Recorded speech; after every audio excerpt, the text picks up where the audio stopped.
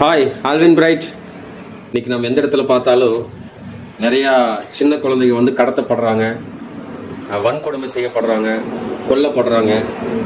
இதெல்லாம் எதனால் நடக்குது? இது நடக்காமல் பாதுகாக்கிறதுக்கு என்ன பண்ணலான்னு யோசிக்கிறீங்க? அப்பா அம்மா கிட்ட சொல்லாமல் எந்த இடத்துக்கும் போகக்கூடாது. இங்கிலீஷ் போகணும்னா அம்மா அப்பா கூட தான் போகணும்.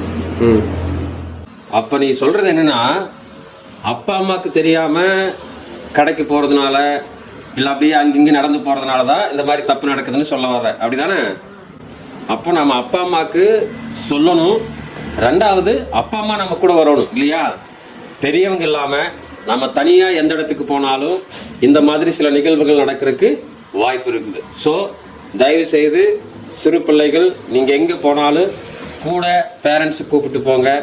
இல்லையா பெரியவங்க யாராவது ஒருத்தங்க நம்ம சொந்தக்காரங்க கூட வரணும். அப்படி இருக்கும்போது மாத்திரம்தான் நம்ம என்ன செய்யணும், தனியாக போகணும்.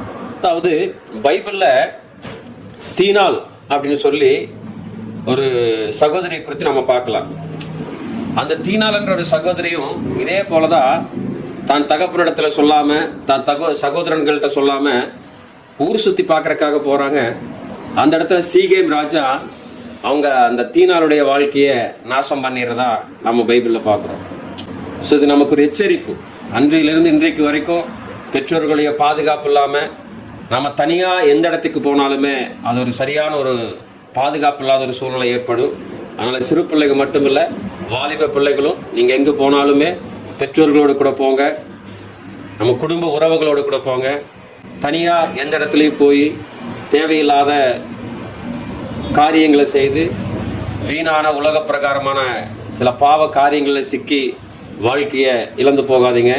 ஏன்னா ஆண்டவர் கொடுத்த உறவுகளை முக்கியத்துவப்படுத்துங்க. தகப்பனு தாயை கனம் பண்ணுங்க. தகப்பனு தாய்க்கு கீழ்ப்படிங்க.